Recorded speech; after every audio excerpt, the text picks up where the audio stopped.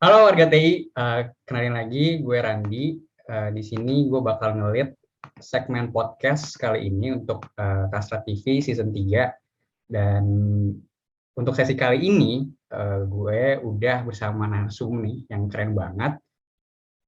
Dr. Siti Nadia Tarmizi selaku Direktur Pencegahan dan Pengendalian Penyakit Menular Langsung P2PML, sekaligus sebagai juru bicara vaksinasi COVID-19 dari Kemenkes RI.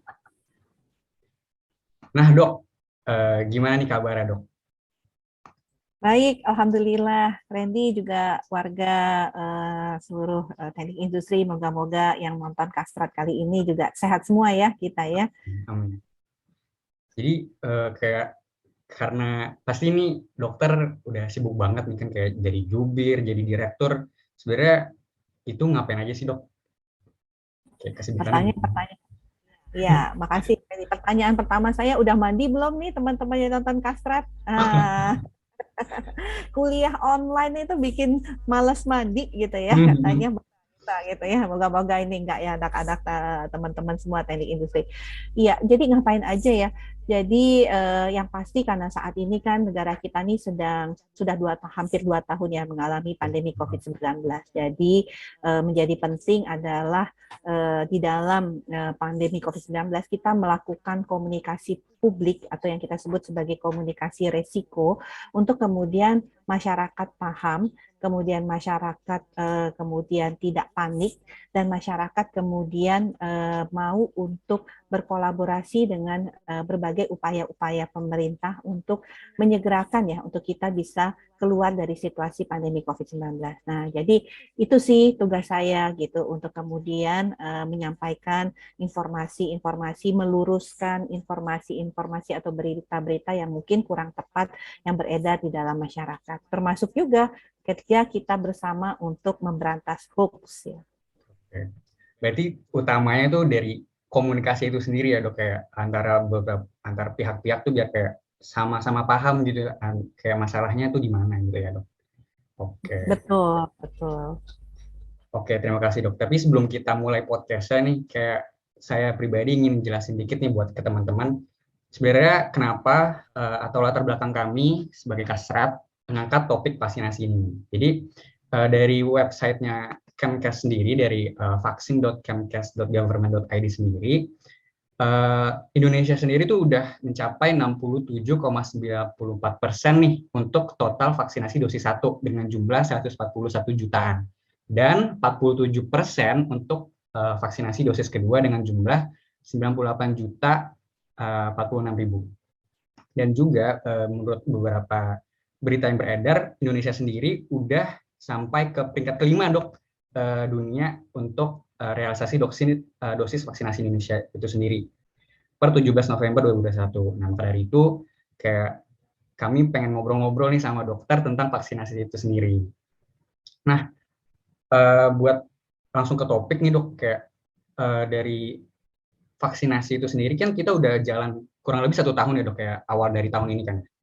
Menurut dokter sendiri, kayak apa aja sih yang udah atau perlu direfleksikan selama perjalanan 1 tahun ini? Kayak apakah udah cukup baik, setback-nya apa, kayak apakah lambat atau cepat progresnya, atau gimana nih? Baik, terima kasih Mas Randy. Jadi memang vaksinasi pertama kali itu kita lakukan pada tanggal 13 Januari ya, di mana waktu kick off-nya itu Pak Presiden sendiri mendapatkan vaksinasi dan juga diikuti dengan berbagai menteri, termasuk Menteri Kesehatan, juga Panglima TNI, juga Kapolri, dan juga perwakilan masyarakat ya pada waktu itu mendapatkan vaksinasi pertama ya, termasuk perwakilan dari tokoh agama, kemudian dari buruh, kemudian dari pedagang pasar dan sebagainya ya. Pada waktu itu Pak Wakil Presiden belum divaksin karena memang kriteria kita pada waktu di awal pemberian vaksinasi itu adalah pada usia 18 tahun sampai dengan 59 tahun ya. Jadi kan memang kita hati-hati ya dalam melakukan vaksinasi ini. Dan Indonesia, mengapa kita cukup bangga ya, tadi dikatakan Mas Randy kita bisa mencapai nomor kelima, karena melihat bahwa Indonesia ini kebutuhan vaksinasinya cukup besar loh. untuk kemudian memvaksinasi sasaran kita yang awalnya sasaran kita itu kan usia di atas 18 tahun ya. Jadi pada waktu itu dihitung 181,5 juta.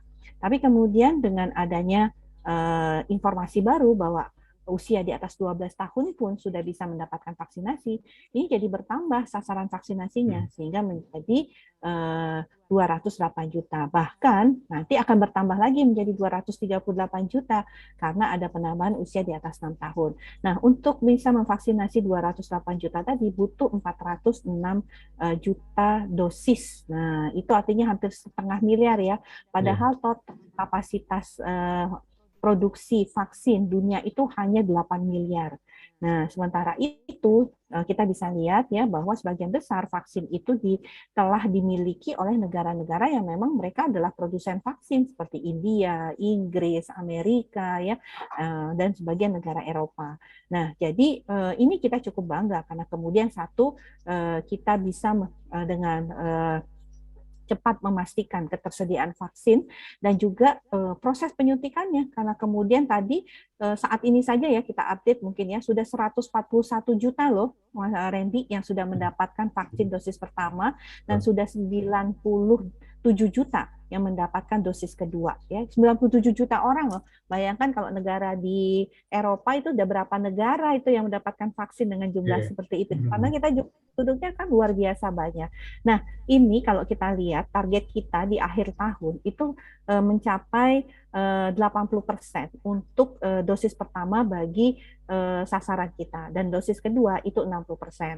Nah, kita sudah mendeteksi nih akhir-akhir ini terjadi penurunan kecepatan penyuntikan vaksin. Padahal vaksinnya cukup begitu, vaksinnya ada saat ini. Nah, karena kan ada beberapa faktor.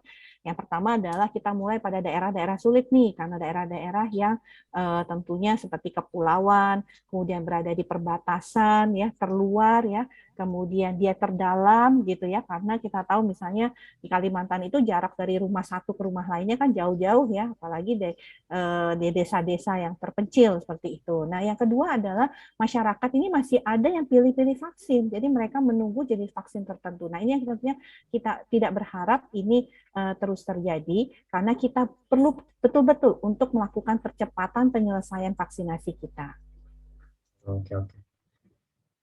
Berarti kayak intinya kita masih perlu ya dok kayak percepatan proses vaksinasi di Indonesia sendiri ya.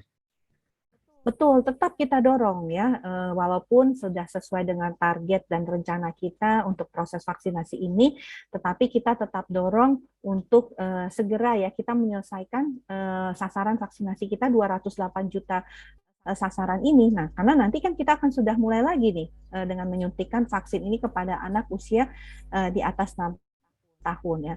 Sementara itu kita tahu bahwa vaksin ini bisa menurun juga efikasinya ya ataupun khasiatnya itu dampak proteksinya itu bisa menurun dikarenakan adanya varian-varian baru tadi.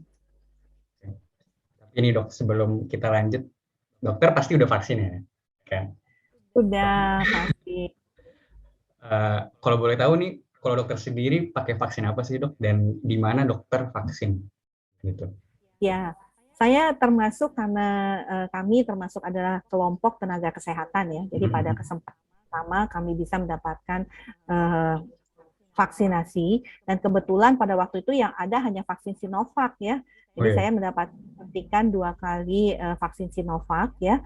Dan itu kita lakukan di Kementerian Kesehatan karena Kementerian Kesehatan punya klinik ya pada waktu itu yang kemudian juga melakukan vaksinasi. Jadi kita sama dok. Saya juga pakai Sinovac. Sinovac ya. Oke. Apapun jenis vaksinnya sama saja. Betul. Karena betul. Betul. Ya. Kita vaksin dulu dok.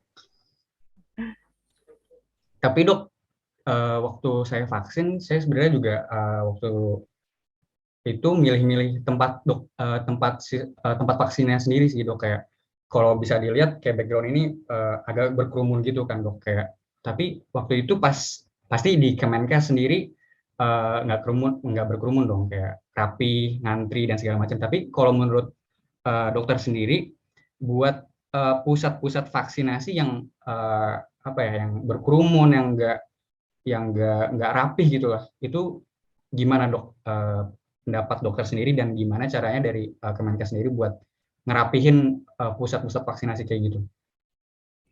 Iya, jadi pelaksanaan vaksinasi pada sentra-sentra vaksinasi itu sudah ada aturannya yang sudah dikeluarkan. Jadi termasuk misalnya ya kita pastikan dengan adanya pendaftaran dengan memanfaatkan pendaftaran digital ya.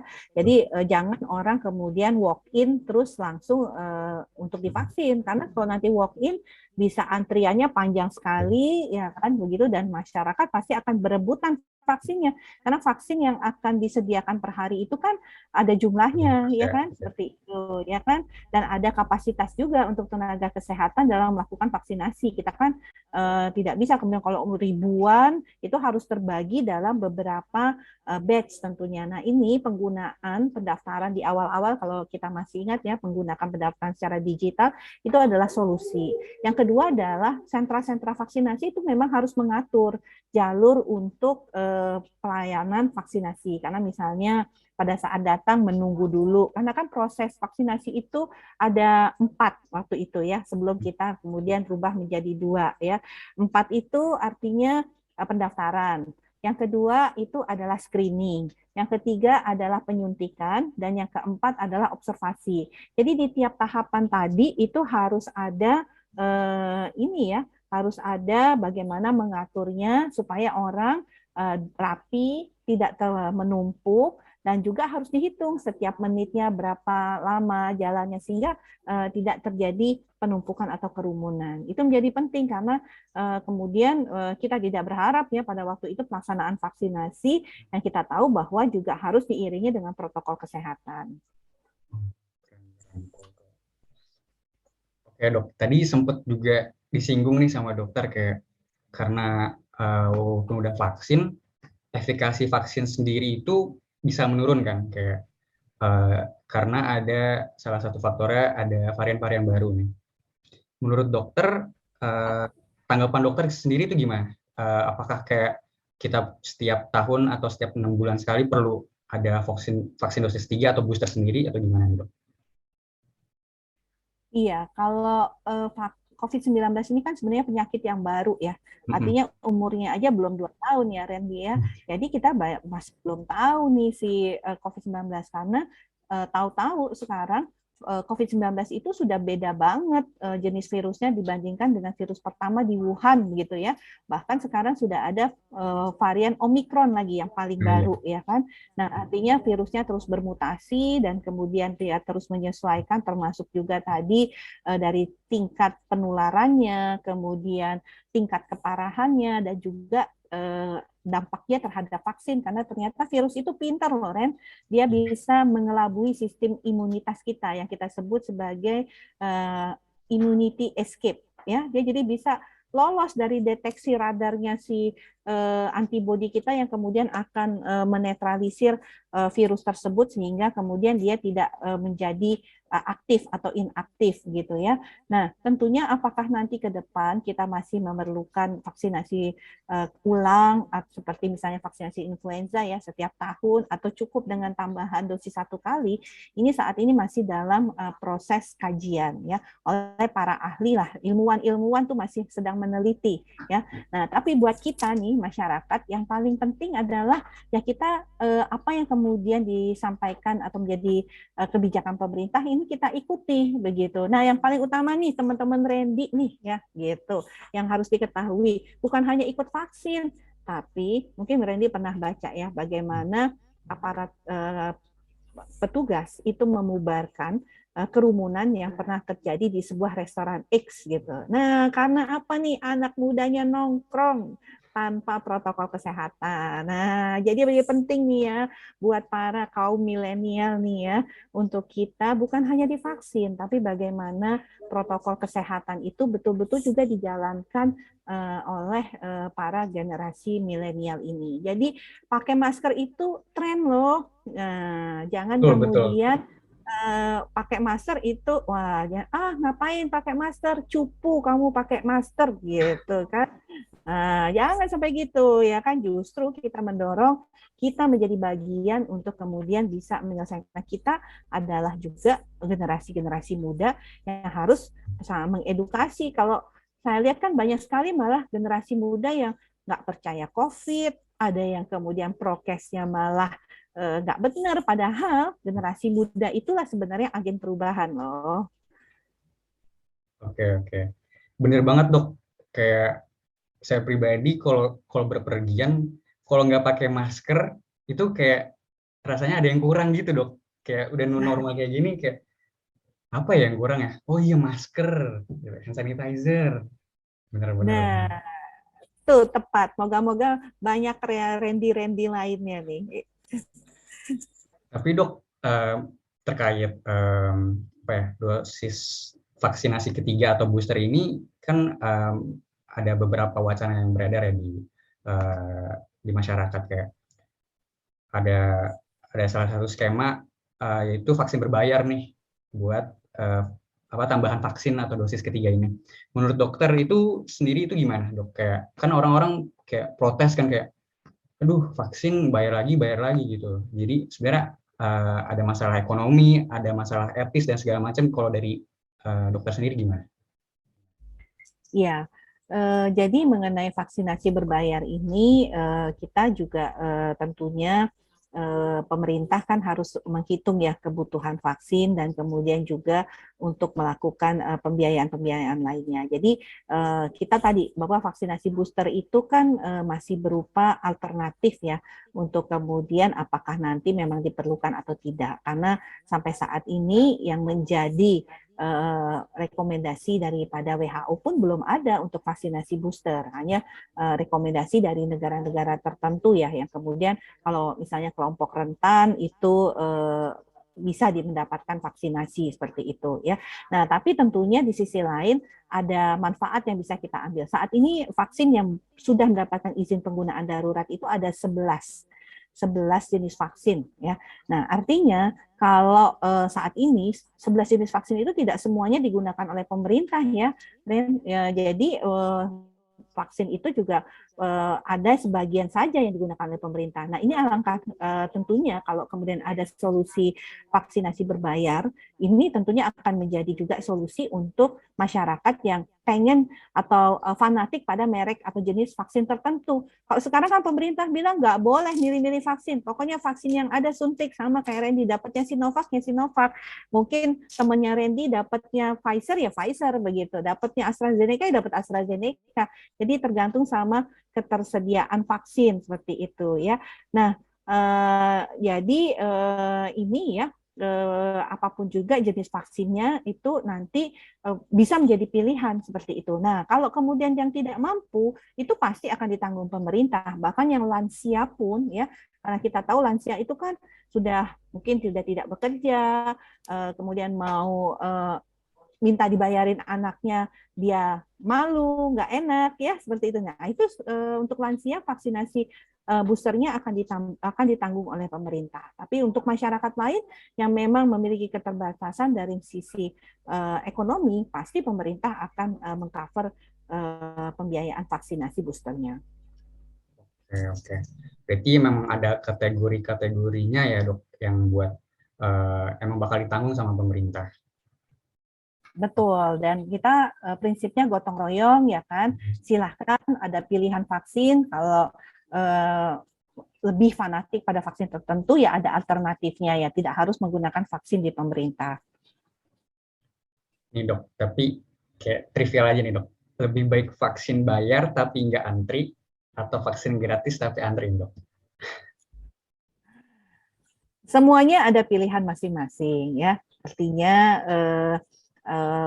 kondisi-kondisi itu seharusnya juga, kalau sekarang kan semua program pemerintah ya mau tidak mau memang karena harus diatur karena ketersediaan vaksinnya yang tidak ada seperti itu. Dan kita paling penting juga adalah kesetaraan tadi ya Randy ya, bahwa tidak bisa kemudian kalau saya punya uang ya berarti saya bisa mendapatkan vaksin begitu, yang nggak punya uang ya nggak dapat vaksin, tidak boleh. Pemerintah di masa pandemi ini artinya mendorong semua masyarakatnya untuk mendapatkan vaksin. Tapi tentunya pemerintah tidak bisa menyiapkan semuanya sesuai dengan kepentingan individu masing-masing ya. Sehingga tentunya apapun jenis vaksinnya ini bisa dimanfaatkan sebaik mungkin. Oke. Dok, kayak vaksin atau COVID-19 ini sendiri kan udah apa ya, kayak semacam udah new normal gini kan dok, kayak tadi pakai masker sendiri pun udah semacam dalam tanda kutip kewajiban kalau mau berpergian. Nah, dari dokter sendiri, menurut dokter visible nggak sih pandemi ini akan jadi endemi sendiri dok? Kayak berkorelasi juga sama tanggapan dari Presiden Jokowi pada 10 September 2021, kayak ada persiapan transisi ini dari pandemi sendiri ke endemi. Kalau dari dokter sendiri gimana? Nah, satu kita belajar, pandemi ini bukan pertama kali dialami dunia loh. Pandemi Spanyol itu di tahun 1900 itu juga terjadi. Dan akhirnya pandemi itu turun jadi penyakit endemis dan akhirnya menjadi penyakit flu seasonal atau flu musiman ya yang saat ini kita temui. Kemudian ada lagi flu Hong Kong ya yang juga dialami. Ada lagi flu burung yang juga dialami walaupun tidak seluruh dunia ya mengalaminya. Nah, jadi banyak sudah kondisi-kondisi pandemi yang pernah terjadi di tatanan global dunia global ini dan kemudian akhirnya dengan berbagai intervensi dan berbagai upaya pandemi itu statusnya bisa turun ke yang kita sebut sebagai endemi. Artinya apa? Berbagai intervensi-intervensi mulai vaksinasi, protokol kesehatan, kemudian deteksi dini, mobilitas dijaga, itu bisa kemudian menghentikan penularan virus COVID-19 itu. Jadi karena virus itu berkembang, kalau dia menemukan manusia untuk dia berkembang dan bereplikasi ya istilahnya dan kemudian bermutasi karena dia menyesuaikan kan. Saya sama Randy kan beda. Jadi kalau saya ketularan virus saya yang di dalam tubuh saya akan menyesuaikan dengan artinya melawan melawan sistem kekebalan tubuh kita dan kemudian dia akhirnya muncul dengan mutasi virus baru yang siap untuk menularkan kepada orang lain. Sama kalau dia menularkan Randy, dia juga akan beradaptasi dengan sistem imunitasnya Randy dan kemudian akan menjadi virus baru yang kemudian siap juga untuk menularkan pada orang lain. Nah, itu kan dia sistem itu yang dia pakai untuk membuat pertambahan virus tadi. Dan ini menjadi penting nih. Kalau kemudian dia tidak bisa berkembang, dia nggak bisa bereplikasi, dia nggak bisa mutasi, lama-lama virusnya kalah nggak? Kalah ya kan? Akhirnya situasi pandemi tadi akhirnya menurun menjadi level epidemi, bahkan nanti virusnya ini betul-betul bisa kita kendalikan. Nah, kalau kita lihat sekarang kan seperti angka positif kita sekarang sudah 0,17%. Padahal WHO mengatakan 0,5%. Bayangkan dulu pada waktu bulan Juli, angka positif kita itu mencapai 30% loh. Nah, angka kematian saat ini dilaporkan hanya 10 orang karena COVID. Sebelumnya 2.000 kasus karena kematian. Dulu sempat juga di bulan Juli itu kasus konfirmasi positif itu 200.000 per hari. Sekarang hanya 300 orang. Nah, jadi sangat memungkinkan untuk kita mengendalikan virus tadi sampai kemudian dia tidak bisa berkembang, dia tidak bisa bermutasi. Akhirnya kalau dia tidak bisa bermutasi dan sesuai teori Darwin ya, kalau orang tidak bertahan evolusi ya akan punah, sama seperti dinosaurus. Kita nggak pernah lihat lagi dinosaurus sekarang, begitu kan? Berarti sangat mungkin ya dok, kayak kita mengendalikan pandemi ini atau COVID-19 itu sendiri. Berarti kalau udah kita kendalin, kayak kita nggak perlu masker lagi atau gimana tuh? Iya, artinya kalau sudah laju penularannya sangat rendah ya, kan masker ini dipergunakan untuk mencegah penularan kepada kita. Betul. Kalau laju penularannya sangat rendah, pada saat kita tidak sedang sakit, kita nggak perlu pakai masker. Tapi kalau kita sakit, pakai masker. Kenapa? Supaya kita nggak nularin orang lain. Nah, ya kan, kalau kita batuk pilek tuh harusnya kita pakai masker loh. Tapi kan orang Indonesia tuh kemarin-kemarin kalau batuk pilek ya cuek aja, nggak pakai masker, dia bersin aja walaupun di tengah sekitarnya banyak orang, padahal bisa bayangin dengan dia bersin itu kuman dropletnya itu bisa 6 meter sampai dengan di sekelilingnya. Jadi kalau sebenarnya anjuran dari etika batuk dan etika bersin itu kita harus menutup mulut dan hidung kita, ya kan? Apalagi kalau kita sakit flu. Kalau kita sakit flu itu batuk pilek, kita harus pakai masker sebenarnya. Oke. Karena emang ada beberapa teman yang bilang kayak, aduh, nggak bisa pakai masker lah, saya jadi tercatfish gitu dok. Kayak kalau di orang-orang muda sekarang pakai bilangnya catfish gitu dok. Jadi kalau orang pakai masker kelihatannya lebih cakep dok, soalnya kan kelihatannya matanya doang. Betul, Jadi betul. kayak Ya. dikira cakep, tapi sebenarnya cakep sih gitu. Nah dok, tadi dokter juga bilang karena salah satu apa ya, orang yang bisa mengubah atau sebagai agent of change itu pemuda-pemuda itu sendiri kan. Nah kalau dari dokter sendiri ada pesan gak nih yang mau disampaikan ke teman-teman mahasiswa, karena nanti yang kemungkinan bakal nonton nih teman-teman mahasiswa, supaya nanti vaksinasi COVID itu sendiri meningkat atau gimana dok? Gitu terkait vaksin. Ya, jadi saya ingin menyampaikan ya kepada teman-teman mahasiswa nih, rasanya di era digitalisasi ini teman-teman mahasiswa nih akses banget nih dengan dunia digital. Tidak ada mahasiswa yang tidak akses pada Facebook, Twitter, Instagram, ataupun TikTok malahan ya. Saya yakin semua adik-adik mahasiswa nih punya nih minimal satu media sosial ya. Nah, saya berharap bahwa tentunya melalui media sosial yang dimiliki adik-adik ini, setidaknya kita mengajak ya teman kita, sahabat kita ya, untuk kita sama-sama ikut membantu kita bersama ya untuk negara ini keluar dari situasi pandemi COVID-19 ini. Artinya mari segera divaksin, ingatkan teman untuk menjalankan protokol kesehatan, hindari kerumunan, walaupun rasanya sudah lelah sekali di rumah terus, udah pingin nongkrong bareng nih ya, ngobrol, malah kemudian biasanya kita bisa dengan teman-teman itu akrab sekali ya, tapi sekarang terhalang dengan kondisi ini, malah seringkali disuruh untuk melakukan secara daring, dan sudah kita kenal yang kita sebut sebagai kelelahan akibat situasi pandemi. Tapi jangan sampai optimisme kita untuk kemudian kita bisa keluar dari pandemi ini menjadi penting, dan kita berharap tentunya adik-adik mahasiswa ini menjadi role model ya, role model. Jadi kalau saya boleh mengatakan, kalau mau demo orang yang tidak mau divaksin dan tidak mau prokes. Nah, ya kan? Jadi itu menurut saya, karena itu yang kemudian akan mempercepat kita keluar dari pandemi ini. Kita tahu vaksin itu sangat bermanfaat untuk melindungi diri kita, orang-orang di sekitar kita, bahkan negara kita. Nah, yang kedua yang saya ingin sampaikan bahwa kita jangan menjadi salah satu yang memfasilitasi misinformasi atau hoax itu segera terjadi. Adik-adik mahasiswa juga sangat akses dengan berbagai informasi. Tinggal googling apapun, tapi jangan salah masuk ke situs yang sifatnya hoax.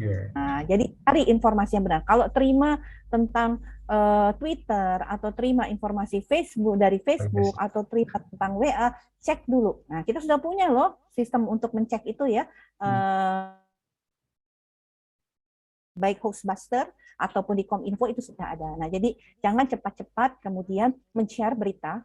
Jadi saring sebelum sharing. Nah, itu jadi penting untuk teman-teman jadi agen perubahan dari masa pandemi COVID-19 ini. Supaya apa? Supaya kita cepat sama-sama nongkrong bareng lagi. Amin, amin, amin, amin. Oke, oke. Berarti dengan progres yang ada, Indonesia itu udah cukup baik, dok. Udah, tapi dari kata dokter sendiri jangan sampai kendor ya dok. Kita juga sebagai anak-anak muda jangan lupa protokol kesehatannya 3M, dan jangan lupa jaga jarak gitu ya dok. Dan jangan lupa saling sharing gitu ya. Tapi pas sharingnya juga divalidasi gitu. Oke, keren-keren dok. Terima kasih dokter atas kehadirannya juga. Terima kasih juga udah ngeluangin waktu buat ngobrol-ngobrol sama saya dok. Gitu. Sampai jumpa mungkin di lain waktu. Nanti kita ngobrol-ngobrol yang tentang topik yang lain nih dok. Betul, betul, betul. Oke, bye-bye dokter. Buat teman-teman yang lagi nonton, stay tune untuk segmen-segmen selanjutnya nih ya. Oke, see ya. Mari, terima kasih.